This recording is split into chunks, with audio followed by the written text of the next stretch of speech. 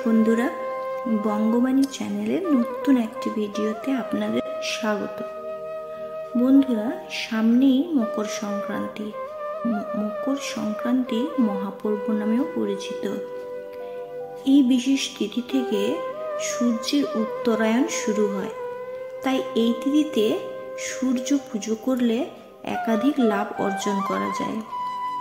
মকর সংক্রান্তিতে নিয়ম মেনে সূর্য পুজো করলে সারা জীবনের কষ্ট দূর হয়, পাশাপাশি ব্যক্তির আয়ু বৃদ্ধি পায় ও ব্যক্তি সুস্থ ও ভালো থাকে। আবার রবিযোগে সূর্যের পুজো করলে ব্যক্তির সমস্ত কাজে সাফল্য লাভ করতে পারেন।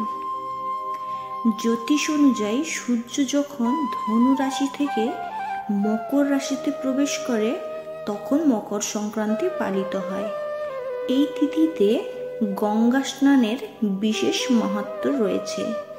এছাড়াও এই তিথিতে সূর্য পুজো করা হয়ে থাকে।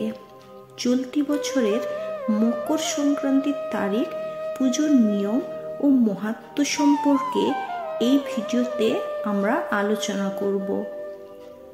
তো চলুন ভিডিওটি শুরু করি। এবছর অর্থাৎ 2024 সালে মকর সংক্রান্তি পড়েছে 15ই জানুয়ারি। এই দিন ভোর 2:54 ধনু রাশি থেকে বেরিয়ে মকর রাশিতে সূর্য প্রবেশ করবে। মকর সংক্রান্তিতে কিছু পুজোর বিশেষ নিয়ম পালন করলে ঘরে সুখ স্বাচ্ছন্দ্য এবং কোনো ব্যক্তির জীবন সুখে শান্তিতে ভরে ওঠে। মকর সংক্রান্তির তিথিতে সকালে তাড়াতাড়ি উঠে কোনো পবিত্র নদীতে স্নান করে নিন। তারপর স্বচ্ছ পোশাক পরে তামার পাত্রে জল ভরে তাতে কালো তিল, গুড় ও গঙ্গা জল মিশিয়ে সূর্য মন্ত্রে জপ করে সূর্যকে অর্ঘ্য দিন। এই তিথিতে সূর্যকে অর্ঘ্য দেওয়ার পাশাপাশি শনিকেও জল নিবেদন করুন।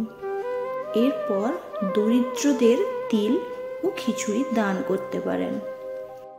মকর সংক্রান্তির তিথিতে কিছু নিয়ম পালন করলে জীবনে সুখ ও সমৃদ্ধি খুব তাড়াতাড়ি আসে। মকর সংক্রান্তিতে কি কি কাজ করবেন তা দেখে নিই। মকর সংক্রান্তির দিন এই 10টি কাজ করলে আপনার জীবনে অনেক সুখ বৃদ্ধি হবে। তো চলুন দেখে নিই এই 10টি কাজ কি কি। মকর সংক্রান্তির দিন তুলসী গাছ, তামা, বিয়ের যে কোনো সামগ্রী, ঝাঁটা ইত্যাদি বাড়িতে আনা খুবই শুভ বলে মনে করা হয়। এতে আপনার ব্যবসা আরও ভালো হবে ও অনেক বড় হবে, জীবনে সফলতাও আসবে। মকর সংক্রান্তির দিন আম কাঠ বাড়িতে পোড়ান এবং গায়ত্রী মন্ত্র 108 বার জপ করুন। এটি করলে আপনার ঘরে সুখ সমৃদ্ধি বিরাজ করবে এবং যদি আপনার বাড়িতে কেউ কোনো বড় রোগে আক্রান্ত থাকেন তাহলে তিনি এই রোগ থেকেও মুক্তি পাবেন।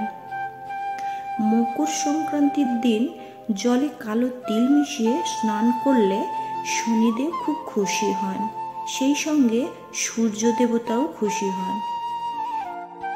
মকর সংক্রান্তির দিন এক মুঠো কালো তিল নিয়ে বাড়ির সকল সদস্যদের মাথায় 7 বার ঘুরিয়ে তা উত্তর দিকে না তাকিয়ে ফেলে দিন। এতে আপনার বাড়ির সকল সদস্য বড় কোনো রোগে আক্রান্ত হবে না এবং তাদের শরীরও খুব সুস্থ থাকবে।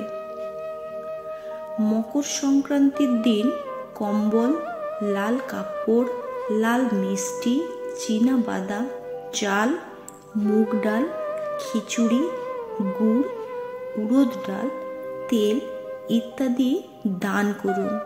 এতে সূর্যদেবের বিশেষ কৃপা পাওয়া যায়, জীবনে সফলতাও লেগে থাকে। এতে আপনার আর্থিক সংকটও কেটে যায়। সূর্য দেবতাকে মকর সংক্রান্তির দিন জল নিবেদন করুন। তারপর লাল চন্দন, ফুল, কালো তিল, গুড় মিশিয়ে অর্ঘ্য নিবেদন করুন। এতে আপনার জীবনের ও কেরিয়ারে খুব সফলতা আসতে সাহায্য করে এবং আপনার মান, যশ, খ্যাতি, সম্মান ক্রমশই বাড়তে থাকে। মকর সংক্রান্তির দিন বিবাহিত মহিলারা একে অপরকে হলুদ ও সিঁদুর দান করতে পারেন। এতে করে তাদের স্বামীর আয়ু আরও বেশি দিন বেড়ে যায় এবং সূর্যদেবের কৃপাও বজায় থাকে। মকর সংক্রান্তির দিন গরুকে ঘাস খাওয়ান। এতে করে আর্থিক দিকে উন্নতি করতে খুব সাহায্য হয়। পিঁপড়েকে চিনিও খাওয়াতে পারেন, গাছকে ময়দা খাওয়ান, পাখিকেও খাওয়ার দিন।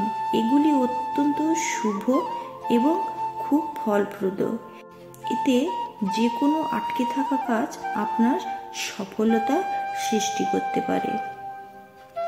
মকর সংক্রান্তিতে পূর্বপুরুষের উদ্দেশ্যে নৈবেদ্য নিবেদন করুন। এতে সারা বছর আপনি ভালো থাকতে পারবেন। এতে করে বংশধরের সংখ্যাও বৃদ্ধি পাবে, সেই সঙ্গে আপনার দাম্পত্য জীবনে সুখ লেগে থাকবে। এই দিন কোনো দারিদ্র ব্যক্তিকে ঘি দান করতে পারেন। এটি করলে আপনি বিলাসবহুলভাবে সারা জীবন থাকতে পারবেন। আপনার অর্থের কোনোদিন অভাব হবে না।